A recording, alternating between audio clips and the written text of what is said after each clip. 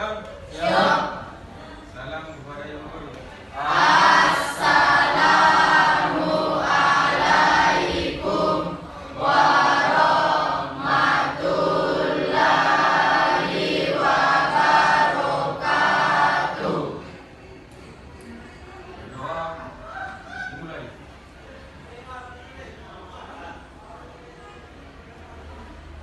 Selesai. Ya. Baik, anak-anakku sekalian.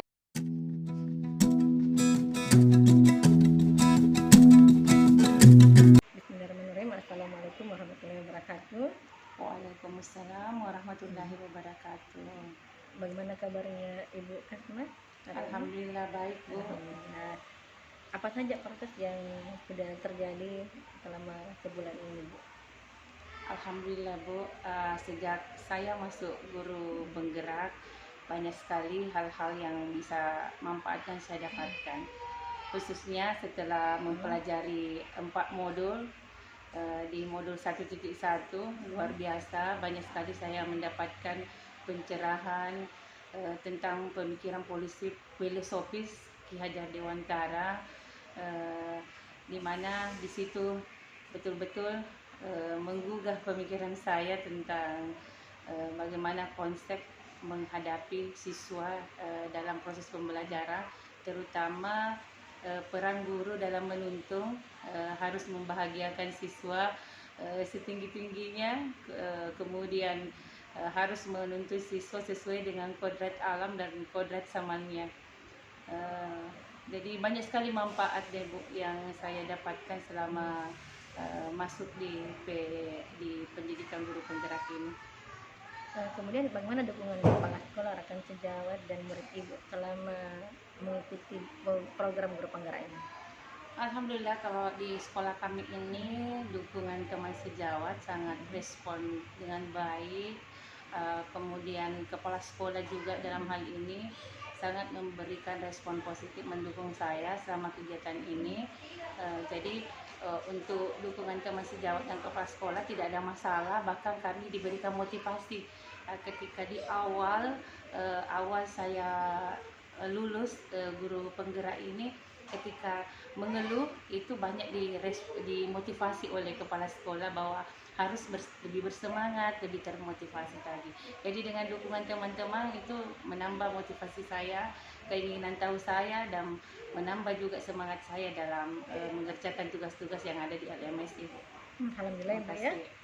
Berikutnya ini kita masuk ke fokus pendampingan atau bagian inti dari pendampingan. Ada 4 yang akan kita diskusikan, mulai dari diskusi mengenai tantangan belajar daring, kekhawatiran dan harapan ya Ibu selama ini. Kemudian yang kedua, refleksi penerapan perubahan kelas sesuai dengan pemikiran Ki Hajar Dewantara.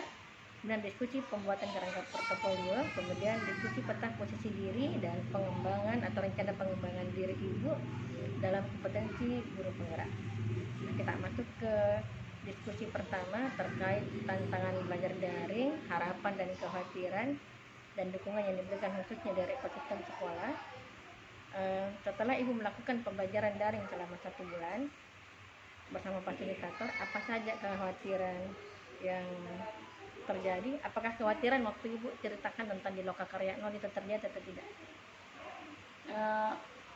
Saya kira yang terjadi itu tidak begitu banyak kekhawatiran, saya kira, karena memang ini yang namanya daring harus siap untuk bekerja sama dengan teman meskipun melalui daring.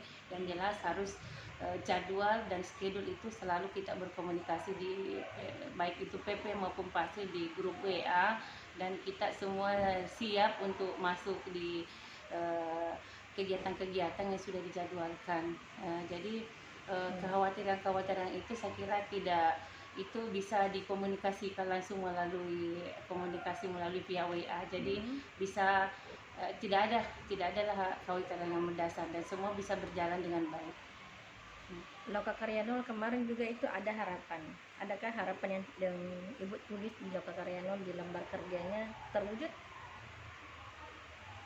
Ya, yang di Lokakarya 0 itu yang jelasnya kami yang karena sudah ditugaskan dengan beberapa macam tugas, saya sudah membuat dalam konsep Bagja ya apa yang menjadi prakarsa perubahan terhadap diri saya sudah menyusun, kemudian visi guru penggerak kami sudah susun, bahkan saya sekarang ini sudah menerapkan di siswa tentang apa yang kami konsep di prakarsa perubahan itu saya sudah praktekkan di sekolah.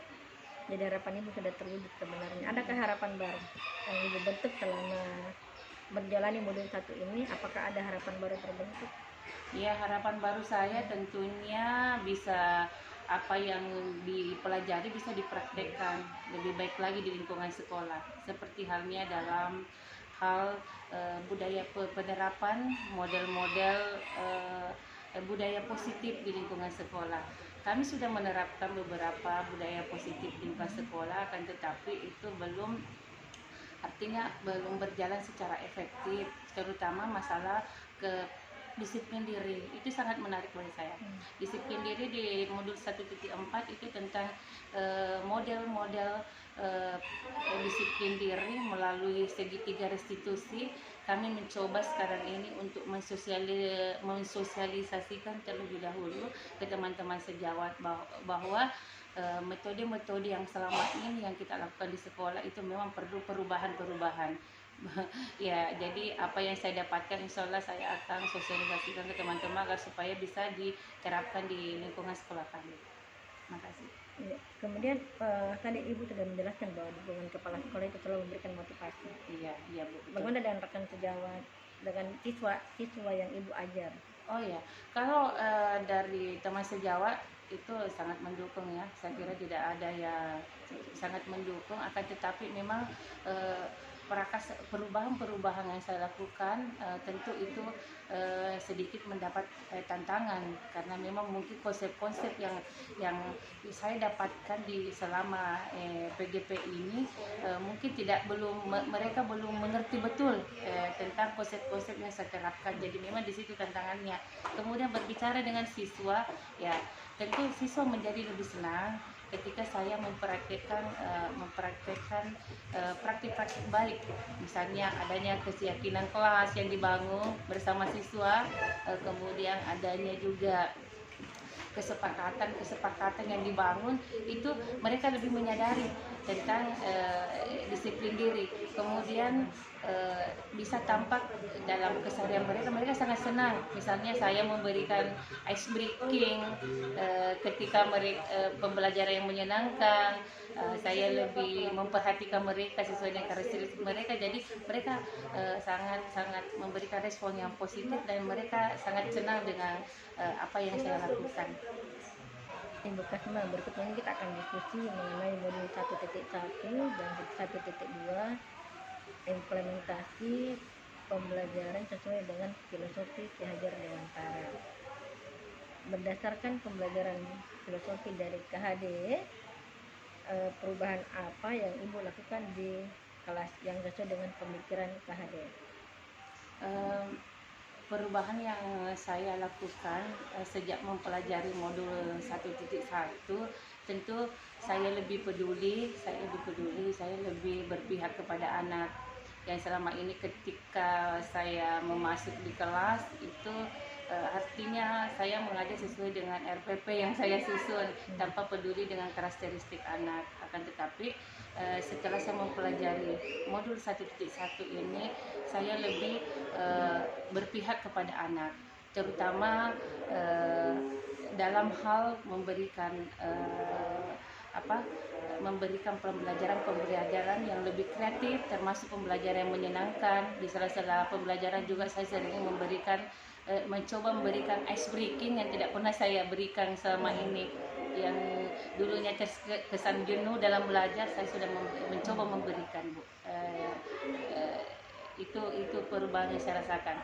Kemudian di modul 1.1 ini saya sudah lebih memahami tentang esensi daripada pendidikan sebenarnya, bahwa memang konsep pendidikan menurut KHD itu kita harus memberikan kebahagiaan setinggi-tingginya kepada anak. Kemudian kita harus menuntun anak sesuai dengan kodrat alam dan kodrat zamannya, Bu. Saya sudah semakin mengerti dan paham, dan insya Allah akan saya coba menerapkan di dalam proses pembelajaran. Alhamdulillah. Bagaimana respon terhadap murid Ibu? Alhamdulillah, respon saya kira anak-anak sangat merespon, bahkan suasana belajar bisa lebih kondusif, bisa lebih bersemangat karena mereka tidak terbebani dengan tugas-tugas yang diberikan. Artinya mereka senang, bahkan biasanya di time waktu itu kalau sudah sampai belajar, Bu, sudah jamnya sudah keluar. Ini kalau saya mengajar maka mereka masih mau, Bu, masih mau tambah belajarnya. Saking senangnya mereka belajar. Ya. Sudah ada 4 balik dari siswanya Ibu, muridnya Ibu ya. Kemudian dari yang Ibu lakukan itu ada yang sudah baik, dan kira-kira masih ada yang perlu diperbaiki? Tentu masih ada yang perlu diperbaiki karena karakteristik anak memang itu, tapi perlahan-lahan kalau dalam kelas, khususnya untuk kelas IPS itu memang butuh pendekatan kepada secara personal, kepada pribadi. Akan tetapi sudah banyak mulai perubahan. Yang dulunya sering terlambat masuk di kelas, kebanyakan mungkin hanya artinya tidak memperhatikan kalau gurunya sudah masuk, tetapi setelah diberikan pendekatan kepada orang tertentu, itu sudah mulai berubah. Tetapi secara keseluruhan di kelas tersebut itu sudah banyak sekali perubahan. Jadi sudah, bagaimana dengan jurnal refleksi mingguan Ibu? Apakah sudah Ibu input di LMS? Iya, saya sudah input 1.1, 1.2, 1.3 dan untuk jurnal refleksi yang di 1.4 sementara proses sekarang. Ya, berarti di Google Drive juga saya sudah terisi berarti ya, 1.2, 1.2, 1.1, 2, 3, 4 ya. Kalau 1.1, 1.2, 1.3, kalau 1.3 itu sudah, Bu. 1.4 yang belum dituntaskan. Iya. Masih saya tunggu di LMS. Alhamdulillah, Bu, insyaallah, Bu. Biar ya nanti saya bisa upload lagi di portofolio saya gitu. Iya, Bu, siap, Bu. Berikutnya ini kita akan membahas tentang pembuatan kerangka portofolio. Ibu Kasma kemarin platform portofolionya adalah Google. Iya, Google Sites. Ya.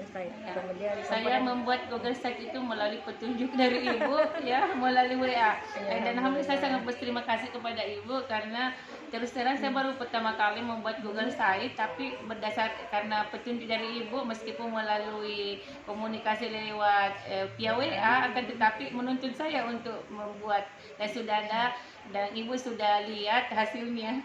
Alhamdulillah, berarti ya, praktik yang baik yang saya buatkan buat Bapak Ibu itu ternyata sudah dicoba. Terima kasih banyak, Ibu. Kemudian komponen yang Ibu tuangkan itu sesuai dengan portofolio digital. Yang di portofolio digitalnya Ibu mulai daripada beranda, profil guru penggerak, kemudian artefak aksi nyata, kemudian ada pelatihan dan sertifikat, kemudian ada publikasi dan umpan balik, Ibu. Saya sudah buatkan itu, dan sesuai dengan saran Ibu, saya sudah buatkan persub untuk artefak asli nyatanya, mulai dari 1.1 untuk modul 1 itu 1.1 sampai dengan 1.4, Ibu, sesuai dengan petunjuknya Ibu. Oke, setiap nanti ada perubahan Ibu harus tekan publikasi. Oh begitu. Karena tidak akan terpublis, itu tidak akan dilihat, bisa dilihat orang kalau yang ada perubahan-perubahannya tanpa ditekan, diklik publis. Terima kasih banyak, Ibu. Itu saya waktu pertama buat itu saya memang tidak klik, saya tidak atur itu, tapi karena berdasarkan petunjuknya Ibu harus dipublish. Alhamdulillah sudah bisa terlihat di Ibu. Makasih. Memberikan petunjuk, saya langsung praktekkan, Ibu sudah bisa, alhamdulillah. Itu saya bersyukur, alhamdulillah. Tidak repot-repot lagi bertemu, karena ternyata dengan membuat PDF seperti itu bisa membantu para, bahkan semua CGP sebenarnya itu, karena saya juga kirim ke PT. Iya, alhamdulillah, Bu. Saya bisa langsung praktekkan, Bu, berdasarkan file yang Ibu kirimkan. Maksud saya setiap kita mengedit itu ada tanda publikasikan di atas, ada tombol yang kanan ujung mau ujung. Iya, Bu. Di situ kita tekan setiap kita sudah mengedit, sudah menambahkan langsung publish lagi supaya nanti bisa dilihat. Iya, Bu, siap. Kemudian berikutnya ini kita berlanjut tentang atau diskusi mengenai peta posisi diri dan rencana pengembangan diri dalam kompetensi guru penggerak. Ada 4 kompetensi Bu yang mungkin sudah diajarkan oleh fasilitator pada modul. Kompetensi apa yang ada sama diri Ibu? Berbicara masalah kompetensi Bu, tentu yang sudah saya miliki adalah kompetensi kepemimpinan pembelajaran. Kemudian yang kedua, kompetensi pengembangan diri dan orang lain, karena selama ini saya telah mengikuti berbagai macam diklat, workshop, bahkan saya pernah terlibat dalam pendampingan kurikulum K13. Jadi dalam hal ini kami sudah menerapkan tentang kompetensi kepemimpinan, dan saya sebagai pembina OSIS di sekolah ini tentu melakukan berbagai macam kegiatan yang mendorong kepemimpinan siswa. Yang baru-baru kami laksanakan itu kemarin adalah kegiatan latihan dasar kepemimpinan yang berjumlah kurang lebih 100 orang, dan memang disitulah dibina anak-anak untuk melatih diri untuk menjadi pemimpin masa depan. Jadi seperti itu yang kami lakukan Bu di sekolah. Berikutnya ini bagian akhir pendampingan, melakukan refleksi terhadap proses pendampingan saat ini. Ibu Kasma, apa pembelajaran atau ide baru yang Ibu dapatkan setelah sesi pendampingan ini? Tentu setelah sesi pendampingan ini banyak sekali saya berterima kasih kepada Ibu karena telah memberikan begitu banyak petunjuk-petunjuk, kemudian pengetahuan-pengetahuan mengenai pengembangan modul ya tentang guru penggerak. Saya banyak sekali mendapatkan manfaat selama saya ikut pendidikan guru penggerak. Satu hal yang saya sarankan untuk kegiatan pendampingan ini, tentu untuk setiap kelompok dengan supaya ada komunikasi terjalin dengan baik, bisa menyamakan persepsi, bisa saling sharing to sharing dengan teman yang lain, CGP yang lain yang selama ini hanya dilaksanakan melalui daring. Saya usul Bu untuk dilaksanakan 1 kali sebulan untuk ketemu dengan teman-teman CGP, dengan khususnya bertemu juga dengan PP 1 kali sebulan kalau bisa. Selain lokakarya ya? Selain lokakarya, sebelum lokakarya kalau bisa Ibu. Ya. Kita coba-coba rencanakan dengan teman-temannya Ibu. Kemudian Ibu Kasma, apa yang sudah baik dan perlu diperbaiki dari saya dari pendampingan kali ini? Saya kira komunikasi sudah berjalan dengan baik Bu. Perlu jadi yang perlu diperbaiki tentu saya kira harus sering komunikasi mengenai kekurangan-kekurangan kami, apa yang perlu diperbaiki, karena terus terang kami butuh saran dari Ibu mengenai tugas-tugas yang kami setor, bagaimana kekurangan dan kelebihannya, dan tentu yang kurang kami harus perbaiki berdasarkan dari petunjuknya. Jadi intinya di sini Bu, perlu komunikasi yang intensif lagi ke kami, perlu meluangkan waktu lebih banyak lagi untuk bisa berkomunikasi lebih efektif. Terima kasih Bu. Insya Allah Ibu ya, kita nanti atur lagi jadwalnya bersama teman-teman Iya, Bu. Ibu, dan mudah-mudahan mereka bersedia. Oke, cukup sekian hari ini Bu Kasma, pendampingan satu kita ini. Semoga ini mendatangkan banyak manfaat bagi Ibu dan saya Sama-sama, juga Bu. senang mendengar cerita Ibu tentang praktik baik Ibu sudah Ibu lakukan. Wabillahi taufiq wal hidayah. Wassalamualaikum warahmatullahi wabarakatuh. Waalaikumsalam warahmatullahi wabarakatuh.